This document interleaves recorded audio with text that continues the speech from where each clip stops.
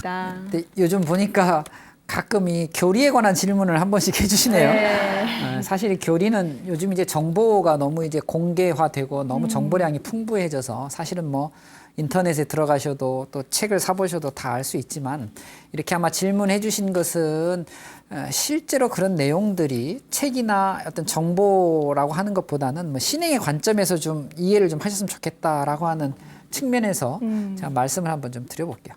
탑은 원래 묘예요, 묘.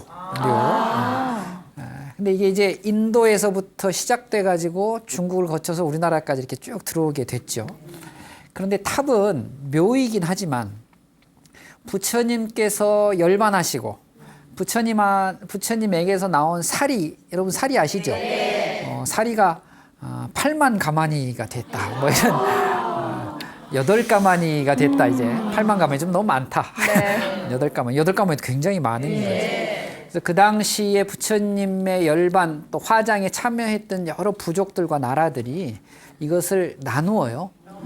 그래서 처음에는 8개로 나눴죠. 8부분으로. 그래서 이 8부분을 가지고 각각의 자기의 나라에 돌아가 가지고 부처님을 기리는 묘를 만든 거예요. 그게 이제 스투파, 탑인 것이 된 거죠. 근데 이 탑은 처음에는 절에다가 만든 것이 아니고 그 당시 이제 절이라고 하는 게 형태가 별로 없었으니까 네.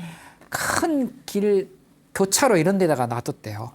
그래서 많은 사람들이 지나가면서 예배하고 공경하고 볼 수 있게. 그래서 이걸 우리가 근본 8탑이라는 표현이 있어요. 여기서부터 이제 탑이 시작됐는데 부처님 인멸하시고 한 200년쯤 뒤에 인도를 통일했던 나라의 아쇼카라고 하는 임금께서 아쇼카 대왕이라고 하거든요. 네. 이분께서 부처님의 이 8군데의 탑, 또 여기다가 이제 사리 용기 또 재 이런 걸 탑을 만들었고 10개가 된대 탑이. 네. 이 10군데의 탑을 갖다가 다 해체해서 인도 전국에다가 8만 4천 개의 탑을 만들어요. 그러니까 이 아쇼카 대왕이란 분이 불교 부처님의 어떤 상징을 인도 전국에다가 곳곳에다 배치를 하는 거죠. 네. 또 일부는 외국에다가도 보내고. 그래서 외국에 보낸 사리가 우리 진신사리라 그래서 우리나라에도 들어오게 되는 거죠. 그래서 이 탑이 이렇게 전국으로 퍼지면서 이 탑 중심으로 해서 부처님이 그립고 부처님 말씀을 잘 믿고 따르는 분들이 그 탑 주변에서 모여서 공부도 하고 부처님 말씀을 새기고 이렇게 된 거죠. 그래서 절이 생겨나기 시작해요. 탑을 중심으로 해서 절이 생겨나는 것이죠. 그러니까 탑은 어떻게 보면 부처님의 진신사리를 모신 성보예요.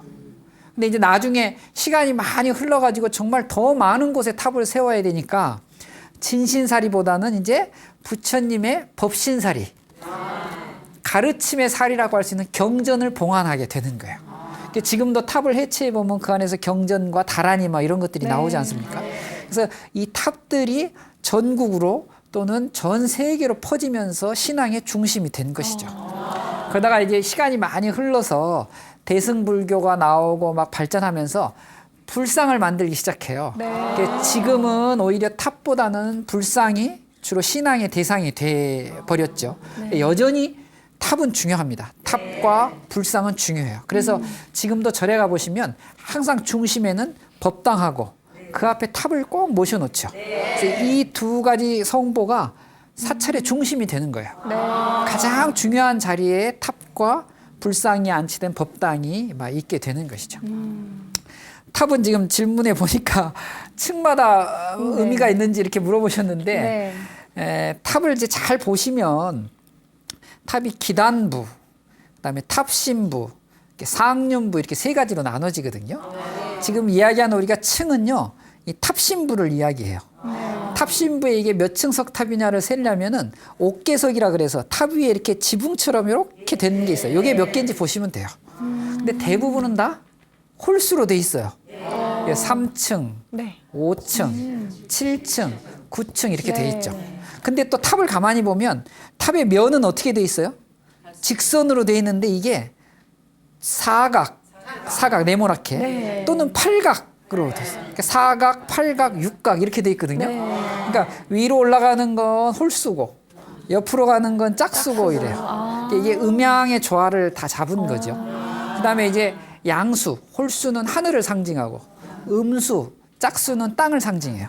그래서 하늘과 땅, 그러니까 하늘과 땅에서 가장 완벽한 형태의 집을 만들고 그 집에다가 가장 완벽한 인간의 모습이라고 할 수 있는 부처님이 모시게 되는 거예요. 그러니까 참 이 탑이라고 하는 것도 참 대단하죠. 네. 그리고 하늘은 시간을 의미하거든요. 절기가 하늘에 따라서 바뀌니까. 땅은 공간이에요, 공간. 그래서 이게 시간과 공간을 초월해 가지고 시방 3세의 부처님이 항상 함께 하신다, 이런 의미로 탑을 조성하는 거죠. 근데 탑의 이제 층수는 그때그때 상황에 맞춰서 그 사찰의 사격이라든가 규모라든가 이런 걸 봐서 3층으로도 만들 수 있고 5층으로도 만들 수 있고 7층으로도 만들 수 있고 그래요. 그래서 이제 층수보다는 탑의 의미를 제대로 이해하시는 게 참 좋을 것 같아요. 그래서 보통은 우리가 탑을 이름할 때 무슨 사, 몇 층, 석탑 네. 이렇게 표현해요. 물론 이제 그 다보탑, 네. 석가탑처럼 특별하게 이름이 붙은 탑들도 있지만 대부분은 층수를 가지고 사찰의 이름을 붙여서 이야기를 하게 됩니다. 그러니까 이 층수에 보다는 이 탑의 의미를 굉장히 중요하게 여기는 게 좋겠다라는 생각이 좀 들고, 이 탑이라고 하는 게 우리나라에 이제 석탑이 많아요. 우리나라는 질 좋은 화강암도 많고 옛날부터 우리나라 사람들이 이게 돌을 조각하는 기술이 아주 뛰어났다 그러죠. 이렇게 석탑이 많은데 예. 원래 인도에는 분묘, 또 중국에는 전탑, 벽돌로 만든, 뭐 일본에는 목탑, 이런 것들이 좀 종류가 다 다르니까 그런 건 한번 이제 공부하시면서 좀 들여다보시면 좋을 것 같네요. BTN